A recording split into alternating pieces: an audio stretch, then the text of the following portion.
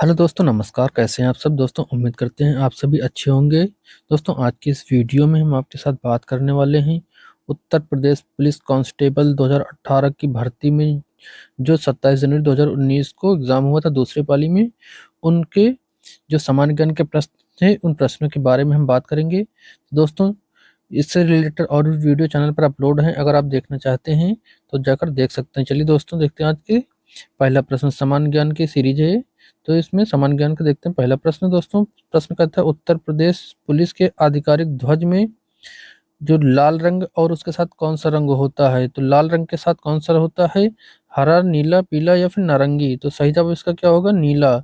हरा और सॉरी लाल और नीला जो रंग होता है उससे जो है हमारा पुलिस का जो है आधिकारिक ध्वज बना होता है, ऐसा कुछ होता है। इसमें एक लाइन ऐसे पड़ी होती है, तो एक साइड लाल होता है, एक साइड नीला होता है। इसकी जो है व्याख्या क्या है वो भी देख लेते हैं। दोस्तों, इसकी व्याख्या कहती है उत्तर प्रदेश पुलिस के आधिकारिक ध्वज में लाल और नीला दो रंग होते हैं। उल्लेखनीय है कि 23 नवंबर को उत्तर प्रदेश पुलिस का झंडा दिवस मनाया जाता है, क्योंकि 23 नवंबर 1952 को ही देश में प्रथम प्रधानमंत्री द्वारा उत्तर प्रदेश पुलिस और जो है पीएससी को ध्वज प्रदान किया गया था। वही दोस्तों, दूसरा प्रश्न है आपके सामने। दूसरा प्रश्न कहता है अमीर खुसरो द्वारा रचित कविता जो है छाप तिलक सब छीन्ही, जो है ये कविता है, कौन सी कविता? छाप तिलक सब छीनी। तो ये किस भाषा में पूछा गया? तो इसका सही जवाब क्या होगा दोस्तों? ये ब्रज भाषा में है। जो ये छाप तिलक सब छीनी ये है भाषा, ये कविता है, सॉरी, ये छाप तिलक सब छीनी कविता है, ये जो है ब्रज भाषा में है। इसका जो व्याख्या है वो क्या है? व्याख्या क्या कहती है? व्याख्या है कि अमीर खुसरो द्वारा रचित कविता छाप तिलक सब छीनी ब्रज भाषा में है। अमीर खुसरो को खड़ी बोली का प्रवर्तक माना जाता है। उन्होंने 8 सुल्तानों का शासन देखा है। तो किसने 8 सुल्तानों का शासन देखा है? अमीर खुसरो ने। अमीर खुसरो ने 8 सुल्तानों का शासन देखा है। अगला प्रश्न आपके सामने है। प्रश्न कहता है वर्ष 2015 में स्वामी रामभद्राचार्य किससे सम्मानित किए गए थे? मतलब कौन सा वो कौन मतलब किस चीज से सम्मानित किया गया है? रत्न, भारत रत्न से, पद्मश्री से, या फिर पद्म भूषण से, या फिर पद्म विभूषण से? किससे सम्मानित किए गए थे? तो इसका सही जवाब है ऑप्शन डी, यानी कि पद्म विभूषण से। पद्म विभूषण सम्मान से जो है 2015 में रामभद्राचार्य जो है ये सम्मानित किए गए थे। किससे? पद्म विभूषण से। इसका जो है ये पूरी इसकी डिटेल्स देखते हैं क्या है। वर्ष 2015 में स्वामी रामभद्राचार्य को पद्म विभूषण से सम्मानित किया गया था। वर्ष 2022 के पद्म विभूषण पुरस्कार से प्रभा अंद्रे को कला के क्षेत्र में महाराष्ट्र से, और राधेश्याम खेमजा को साहित्य एवं शिक्षा से उत्तर प्रदेश से हैं ये। और ये मरणोपरांत बिपिन रावत को लोक सेवा के लिए और उत्तराखंड से हैं ये। और तथा मरणोत्पात कल्याण सिंह को लोक सेवा के क्षेत्र में उत्तर प्रदेश को सम्मानित किया गया है। तो 2000 जो है 22 में किस किस को सम्मानित किया गया है ये एक बार फिर से देख लीजिएगा। ये तो 2015 में इनको सम्मानित किया गया था रामभद्राचार्य को पद्म विभूषण से, लेकिन 2022 में किस किस को सम्मानित किया गया है? तो प्रभा आत्रे को कला के क्षेत्र में सम्मानित किया गया है, जो कि महाराष्ट्र से हैं। वहीं जो है राधेश्याम खेमका, इनको साहित्य एवं शिक्षा के क्षेत्र में जो है पद्म विभूषण दिया गया है, जो कि उत्तर प्रदेश से। वही मरणों उपरांत जनरल बिपिन रावत जो थे वो लोक सेवा के लिए इनको दिया गया है, ये उत्तराखंड से थे। वही मरणों उपरांत कल्याण सिंह को भी मिला लोक सेवा के लिए, ये भी उत्तर प्रदेश से थे। अगला दोस्तों, अगला प्रश्न कहता है जीएसटी निम्नलिखित में से किस राज्य कर को सम्मिलित किया गया है? तो ये जीएसटी जो है चुंगी कर था। जीएसटी क्या है? जीएसटी कर को जो है चुंगी में शामिल किया गया है। इसकी डिटेल्स देखते हैं क्या है। तो दोस्तों, इसकी डिटेल्स क्या कहती है? वस्तु एवं सेवा कर, गुड्स एंड सर्विस टैक्स, यानी कि जीएसटी के अंतर्गत निम्नलिखित में से कौन कौन सा? पहले है सेवा संबंधी कर है और राज्य संबंधी कर है। तो सेवा संबंधी कर में क्या क्या आता है? केंद्रीय उत्पादन शुल्क, सेवा शुल्क, उत्पादन शुल्क, जैसे कि औषधि और शौचालय निर्माण आदि। इसके अतिरिक्त उत्पादन शुल्क विशेष महत्व के लिए समान है। वहीं जो है राज्य संबंधी में कौन कौन से हैं, ये हैं राज्य वाट, केंद्रीय बिक्री कर, विलासिता कर और चुंगी तथा प्रवेश कर। ये सभी कर जो हैं शामिल है खरीदारी पर, और जो है लॉटरी और जो है जुए पर, जुए पर विज्ञापन कर, विज्ञापन कर आदि हैं, अतः चुंगी कर जो है ये जीएसटी में शामिल किया गया है। अगला प्रश्न है, विश्व स्वास्थ्य दिवस कब मनाया जाता है? तो विश्व स्वास्थ्य दिवस जो है ये अब कब मनाया जाता है? 7 अप्रैल को। 7 अप्रैल को विश्व स्वास्थ्य दिवस जो है मनाया जाता है। वहीं इसकी डिटेल्स क्या कहती है? डिटेल्स कहती है कि विश्व स्वास्थ्य जो दिवस है वो प्रत्येक 7 अप्रैल को मनाया जाता है, और प्रत्येक 10 जनवरी को विश्व हिंदी दिवस मनाया जाता है, जबकि 21 सितंबर को अंतर्राष्ट्रीय शांति दिवस मनाया जाता है। वहीं 1 अगस्त को विश्व स्तनपान दिवस मनाया जाता है। अगला प्रश्न है, नियॉन लैंप का आविष्कार किसने किया था? तो नियॉन लैंप का आविष्कार किसने किया था? ये किया था दोस्तों जार्डस क्लाउड ने। जार्डस क्लाउड ने नियॉन लॉक लैंप का आविष्कार किया था। इसकी व्याख्या कहते हैं, नियॉन लैंप का आविष्कार जार्डस क्लाउड द्वारा किया गया था। ये सैमुअल कोल्ट ने रिवॉल्वर का आविष्कार किया है। किसने किया रिवॉल्वर का आविष्कार? तो ये सैमुअल कोल्ट ने रिवॉल्वर का आविष्कार किया है। जबकि मार्टिन मार्टिन कूपर ने 1970 में मोबाइल का आविष्कार किया था। मोबाइल का आविष्कार किसने किया? मार्टिन कूपर ने। याद रखिएगा, हो सकता है कि पूछ ले, या अपनी जानकारी के लिए भी याद रखिएगा। मार्टिन कूपर ने 1970 में मोबाइल का आविष्कार किया था। वहीं जो है सैमुअल कोल्ट ने रिवॉल्वर का आविष्कार किया है, और विलियम कुलेन को प्रथम कृत्रिम जो है प्रतिसंध प्रणाली का आविष्कार माना जाता है। अगला प्रश्न है, एक ऐसी छवि जो प्रायः फोरम और सामाजिक नेटवर्क में ऑनलाइन व्यक्ति का प्रतिनिधित्व करती है। तो इसका है अवतार। ऑप्शन सी अवतार। अवतार एक ऐसी छवि है जो प्रायः फोरम और सामाजिक नेटवर्क में ऑनलाइन व्यक्त करने का प्रतिनिधित्व करती है। इसकी व्याख्या क्या कहती है?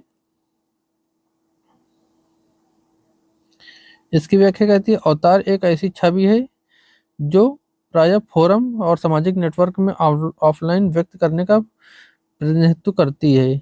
नेक्स्ट क्वेश्चन है दोस्तों, 8 नंबर क्वेश्चन है। 8 नंबर क्वेश्चन कहता है, अंडमान निकोबार द्वीप समूह पर स्थित इंदिरा पॉइंट निम्नलिखित में से किन देशों के निकटतम है? तो किसके निकटतम है? ये मलेशिया के निकटतम है। किसके निकटतम है? अंडमान निकोबार द्वीप समूह पर स्थित इंदिरा पॉइंट ये मलेशिया के निकटतम है। इसकी जो व्याख्या कहती है, अंडमान निकोबार द्वीप समूह इंदिरा पॉइंट मलेशिया के निकटतम है। अगला प्रश्न है आपके सामने, बोनस आर्यन किस देश की राजधानी है? तो राजा और राजधानी की वीडियो भी चैनल पर अपलोड है, जाके आप देख सकते हैं। क्वेश्चन है, बोनस आयरन किस देश की राजधानी? तो इसका सही जवाब है दोस्तों अर्जेंटीना। अर्जेंटीना की राजधानी बोनस आयर्स है। और इसकी व्याख्या क्या कहती है? व्याख्या कहती है, बोनस आयर्स अर्जेंटीना की राजधानी है। बोलिविया दक्षिण अमेरिका की राजधानी जो है राजधानी, ये स्थल रुद्ध देश है। इसकी राजधानी क्रोके है। ये कहता है, फिर से देखिएगा, ये कहता है कि ब्रूनस जो है वो अर्जेंटीना की राजधानी है, और बोलिविया दक्षिण अमेरिका में स्थित एक स्थल रुद्ध देश है। इसकी राजधानी सुक्रे है। और वेनेजुला दक्षिण अमेरिका में स्थित देश है। इसकी राजधानी जो है काराकस है। और ब्राजील दक्षिण अमेरिका का एक विशाल देश है। इसकी राजधानी क्या है? इसकी यह है ब्रासिलिया, ब्राजीलिया इसकी राजधानी है दक्षिण अमेरिका की। 10वां नंबर का क्वेश्चन है, इसमें कहता है डैश डैश, इसमें क्या होगा? राष्ट्रीय उद्यान में सबसे अधिक एक सींग वाले गैंडे पाए जाते हैं। तो इसका तो आपने सुना होगा कि काजीरंगा जो नेशनल पार्क है, काजीरंगा नेशनल पार्क, यहाँ पर जो है एक सींग के गैंडे पाए जाते हैं। और ये कहाँ पर है? ये असम में है। ये असम में है। काजीरंगा नेशनल पार्क कहाँ पर है? असम में है। और इसकी व्याख्या क्या है? काजीरंगा राष्ट्रीय उद्यान असम में है। सबसे अधिक एक सींग वाले गैंडे पाए जाते हैं। जबकि जिम कॉर्बेट नेशनल पार्क है, ये बंगाल टाइगर यहाँ पर पाए जाते हैं। और रणथंभौर राष्ट्रीय उद्यान में बाघ पाए जाते हैं। संभाल से जो सांबर हिरण जो है जंगली सुअर पाए जाते हैं। और बांदीपुर राष्ट्रीय उद्यान कर्नाटक में है और यहाँ पर बाघ, तेंदुआ, हाथी आदि पाए जाते हैं। नेक्स्ट क्वेश्चन है, इम्फॉल किस राज्य की राजधानी है? क्या कहता है, इम्फॉल जो है वो किस राज्य की राजधानी है, ये पूछा है। तो इसका सही जवाब है मणिपुर। मणिपुर की राजधानी इम्फॉल है। और वहीं त्रिपुरा की राजधानी क्या है? त्रिपुरा की राजधानी अगरतला है। नागालैंड की राजधानी कोहिमा है। सिक्किम की राजधानी गंगटोक है। चैनल पर अभी हाल ही में एक वीडियो अपलोड है जिसमें आपके राज्य, राजधानी और मुख्यमंत्री तथा राज्यपाल बताए गए हैं, आप वो भी जाके देख सकते हैं। अगला है दोस्तों, भारत में निम्नलिखित में से कौन सा शहर कर्क रेखा से सबसे दूर है? तो कौन सा शहर है जो भारत का है सबसे दूर है? ये दोस्तों भुवनेश्वर जो है सबसे दूर है। बाकी एकदम कर्क रेखा पर ये आपका रांची है। रांची एकदम बीचों बीच पड़ता है कर्क रेखा के। और ये गांधीनगर ये आपका राजस्थान का है। अगरतला जो है ये भी कर्क रेखा के समीप पड़ता है, जबकि भुवनेश्वर कर्क रेखा से सबसे दूर है। अब देखते हैं अगला क्वेश्चन। अगला क्वेश्चन कहता है, ये देखिए हमने अभी आपको बताया जो कर्क रेखा के सबसे निकटतम है वो आपका रांची शहर है। रांची शहर सबसे निकटतम है। रांची शहर जो है वो कर्क रेखा के सबसे निकटतम है, जबकि भुवनेश्वर सबसे दूर है। नेक्स्ट क्वेश्चन कहता है, हॉर्नबिल महोत्सव जो है वो निम्नलिखित में से किस राज्य में मनाया जाता है? तो क्या नागालैंड, पश्चिम बंगाल या सिक्किम या फिर बिहार? तो इसका सही जवाब है जो हॉर्नबिल महोत्सव है वो दोस्तों नागालैंड में मनाया जाता है। हॉर्नबिल महोत्सव कहाँ पे मनाया जाता है? ये नागालैंड में मनाया जाता है। हमने इसकी वीडियो भी बनाकर आपके अपने यूट्यूब चैनल पर अपलोड कर रखी है कि कौन सा त्यौहार कहाँ मनाया जाता है। इसकी जो है थ्योरी क्या कहती है, यानी कि व्याख्या, हॉर्नबिल महोत्सव नागालैंड राज्य में मनाया जाता है। भारत के सिक्किम में सागा दावा महोत्सव मनाया जाता है। सिक्किम में कौन सा मनाया जाता है दोस्तों? इसका मनाया जाता है सागा दावा। सिक्किम में कौन सा महोत्सव मनाया जाता है? सागा दावा महोत्सव मनाया जाता है। इसका संबंध जो है बौद्ध धर्म से है। और दुर्गा पूजा जो है दोस्तों ये कहाँ मनाया जाता है? ये पश्चिम बंगाल में मनाया जाता है और यहाँ का प्रमुख त्योहार है। जबकि गणेश पूजा कहाँ मनाया जाता है? ये मुंबई का प्रमुख त्योहार है। जो गणेश पूजा जो है वो मुंबई का जो है महापर्व कह लीजिए या फिर महोत्सव कह लीजिए। जबकि छठ पूजा जो है विशेष रूप से बिहार में मनाई जाती है। विशेषकर जो छठ पूजा वो बिहार का, लेकिन अब कई राज्यों में मनाया जाने लगा है। अगला है, निर्माण के पश्चात आजाद हिंद फौज अंग्रेज भारतीय सेना के विरुद्ध क्षेत्र में कार्यवाही कर रहे थे। तो किस क्षेत्र में कर रहे थे? तो ये इम्फॉल कोहिमा में ये विरुद्ध कार्रवाई कर रहे थे। निर्माण के पश्चात आजाद हिंद फौज अंग्रेजी भारतीय सेना के विरुद्ध कोहिमा इम्फॉल जो है इम्फॉल कोहिमा है के क्षेत्र में कार्यवाही कर रहे थे। इसका एक्सप्लेनेशन देखिए, ये कहता है कि निर्माण के पश्चात, थोड़ा छोटा कर लेते हैं, ये कह रहा है निर्माण के पश्चात आजाद हिंद फौज ने अंग्रेजी भारतीय सेना के विरुद्ध इम्फॉल कोहिमा क्षेत्र में कार्यवाही कर रही थी। आजाद हिंद फौज की स्थापना जो है किसने की थी? राजा महेंद्र प्रताप सिंह ने। आजाद हिंद फौज की स्थापना किसने किया था? राजा महेंद्र प्रताप सिंह ने किया था। कब किया था? 29 अक्टूबर 1915 को किया था। आजाद हिंद फौज की स्थापना राजा महेंद्र प्रताप सिंह ने 19 अक्टूबर 1915 को किया था, परंतु इसे आजाद हिंद सरकार कहा जाता है।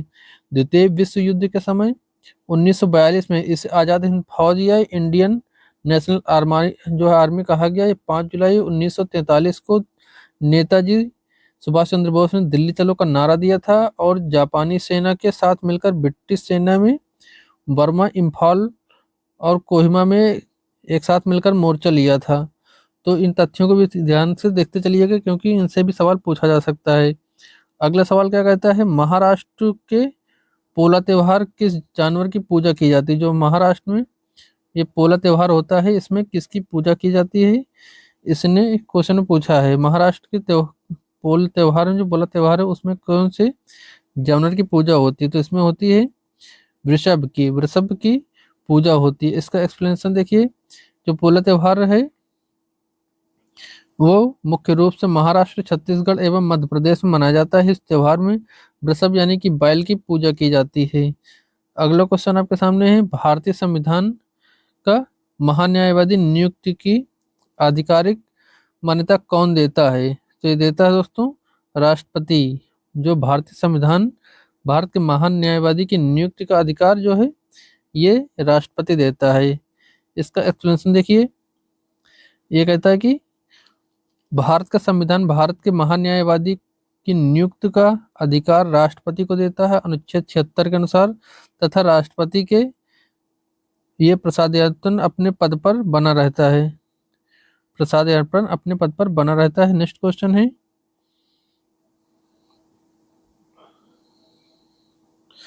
क्वेश्चन नंबर 17 क्या कहता है?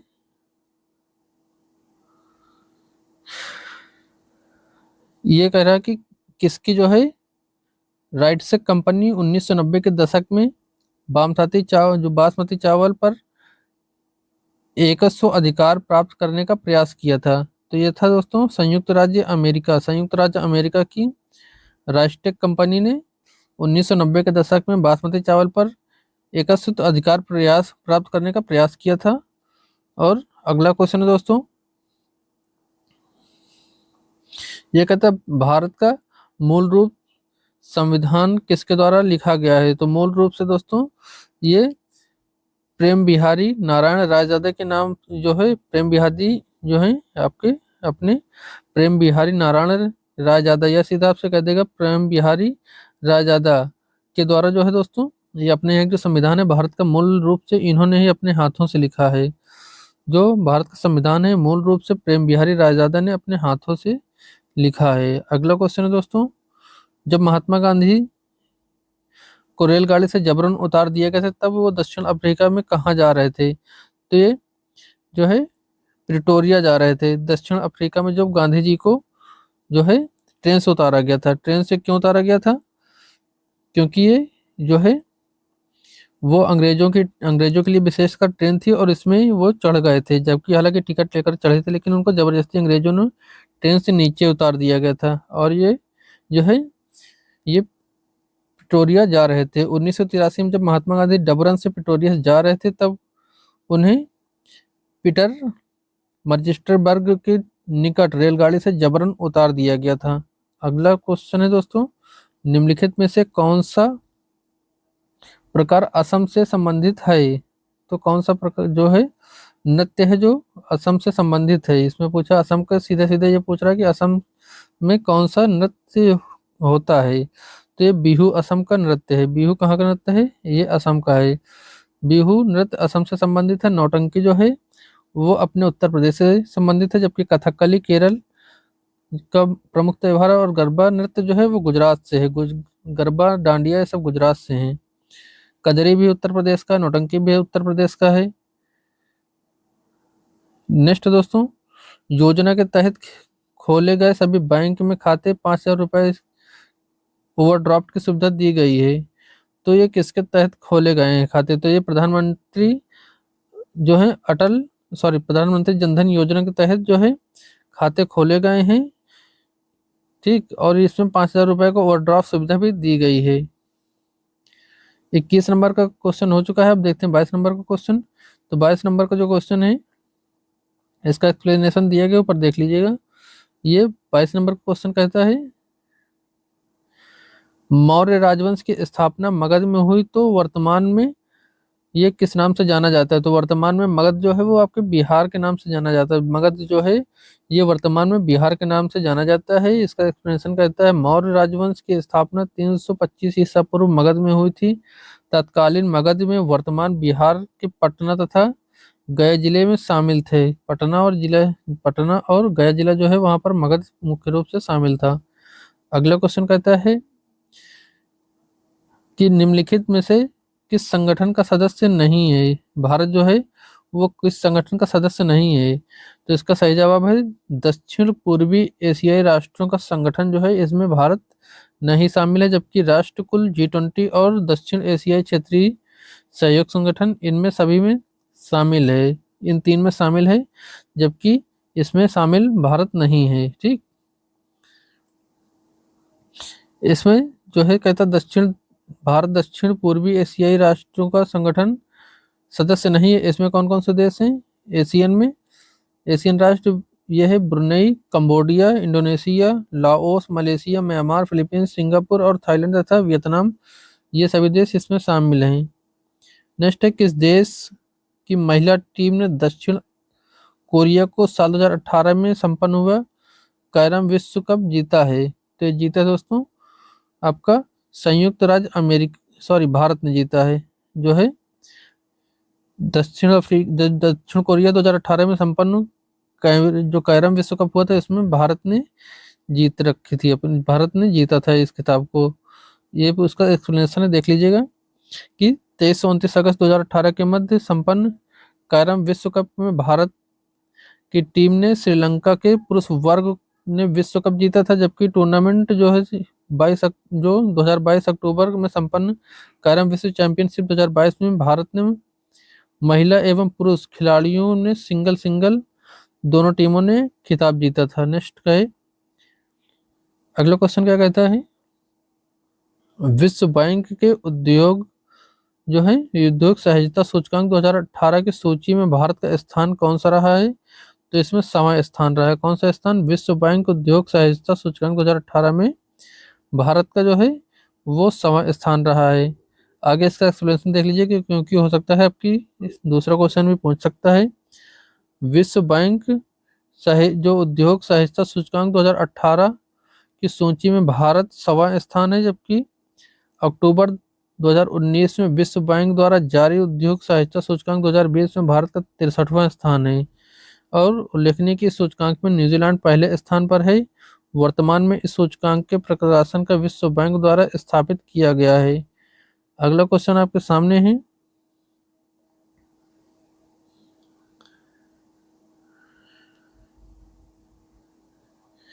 ईस्ट अफ्रीकन कैंपेन में भारतीय सैनिकों के बलिदान के सम्मान में एनडीए के प्रशासनिक मुख्यालय को कौन सा ब्लॉक नाम दिया गया है? तो ये है सूडान ब्लॉक नाम दिया गया है।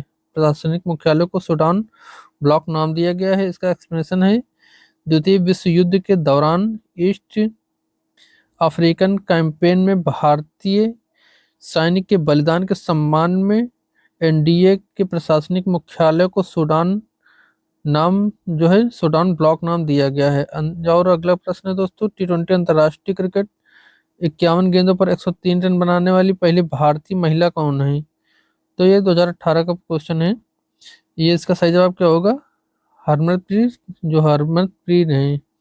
हरमनप्रीत कौर जो है, इन्होंने 2018 T20 जो अंतर्राष्ट्रीय क्रिकेट था, इसमें इन्होंने 51 गेंदों पर 103 रन की पारी खेलने वाली पहली भारतीय महिला बनी थी। वहीं इस बार जो है T20 जो वनडे वर्ल्ड कप 2023 हुआ है, इससे आपके सवाल पूछे जा सकते हैं। तो किसने जीता है? इसने फाइनल खिताब ऑस्ट्रेलिया ने जीता है। इस बार का जो पुरुष वाला है उसकी बात कर रहे हैं। पुरुष का वनडे वर्ल्ड कप जो हुआ था, उसमें ऑस्ट्रेलिया ने भारत को हराकर जो है सबसे ज्यादा 6वीं बार इस बार वर्ल्ड कप जीता है। और सबसे ज्यादा मैच जीतने वाली टीम कौन सी थी इस वर्ल्ड कप में? भारतीय टीम ने लगातार 10 मैच जीते थे। नेक्स्ट क्वेश्चन है, निम्नलिखित में से कौन सा अंग उपयुक्त है या क्षतिग्रस्त बीमाणु को हटाने में सक्षम है? तो ये कौन सा है? तो दोस्तों ये तितली है। जो जीवाणु होते हैं, जीवाणु क्षतिग्रस्त या अंग उपयुक्त, तो ये तितली है।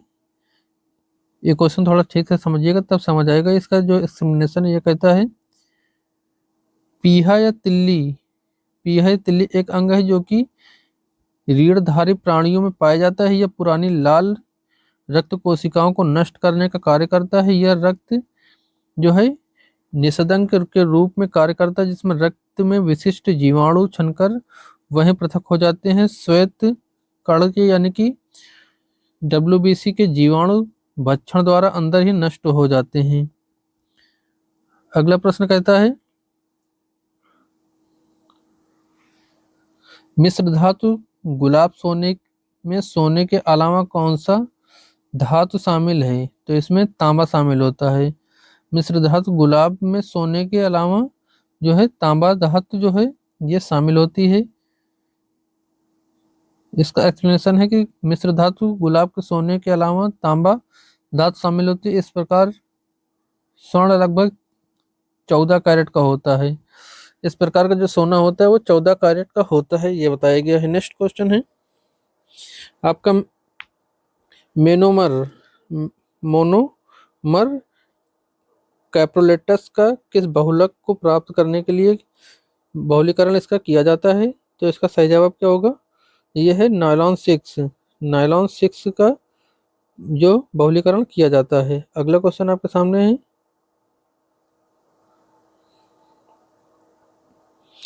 कहता शक्ति की भौतिक मात्रा, शक्ति की भौतिक मात्रा की विमा क्या है?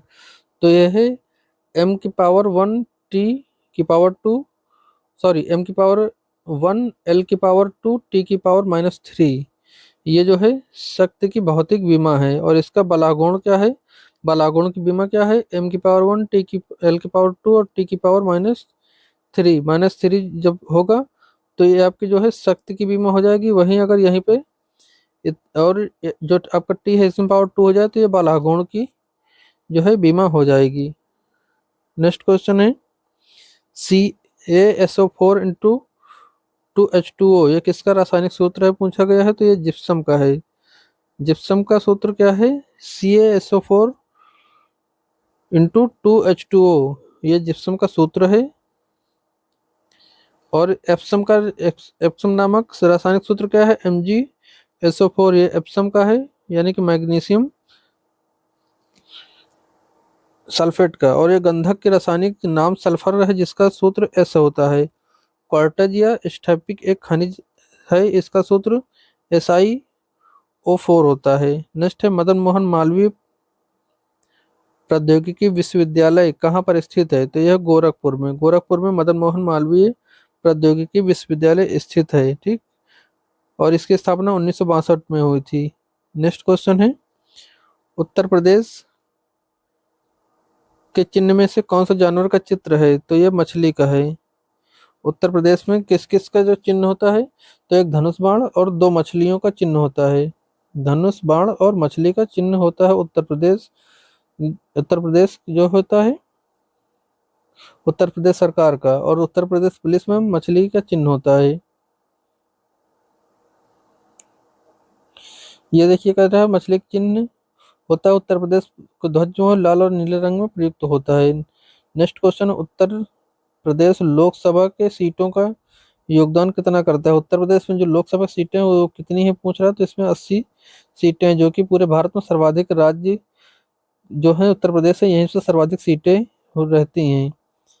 राज्यसभा में 31 सीटें हैं, उत्तर प्रदेश की राज्यसभा में 31 है, जबकि लोकसभा में 80 सीटें हैं। नेक्स्ट है माघ मेला कब से शुरू होता है? ये कह रहा है कि माघ मेला जो है ये कब से शुरू होता है? तो मकर संक्रांति से शुरू होता है। अब यह अपने इलाहाबाद में शुरू होने वाला है। माघ मेला जो है मकर संक्रांति से इलाहाबाद में शुरू हो जाएगा। अगला क्वेश्चन है कवि कवि संत कबीर का जन्म और पालन पोषण किस शहर में हुआ था? तो ये हुआ था कहाँ? बनारस में। जो कवि हैं संत कबीर, इनका जन्म पूछ रहा कहाँ हुआ? तो ये वाराणसी में हुआ था। और इनका जन्म कब हुआ था? तो ये 1440 में हुआ था। कबीर का जन्म कब हुआ? 1440 में हुआ था। इनका पालन पोषण रीनू नामक जो है जुहाला दंपति था, इन्होंने इनका पालन पोषण किया था कबीरदास का। नेक्स्ट है लखनऊ घराने की नींव किसके द्वारा रखी गई है? तो ये था आपका बख्शू खान। बख्शू खान के द्वारा जो है लखनऊ घराने की नींव रखी गई थी। इसका जो है ये रहा एक्सप्लेनेशन। लखनऊ घराने की नींव उस्ताद मोदू और बख्शू खान द्वारा रखी गई है। तो ये सामान्य ज्ञान का जो एग्जाम सामान्य ज्ञान था, ये प्रश्न 2018 के लिए 18 जो है 2018 की वैकेंसी में पूछे गए थे। तो वीडियो पसंद आए तो इसको लाइक और शेयर करिएगा। मिलते हैं नेक्स्ट पेपर के साथ, तब तक के लिए नमस्कार।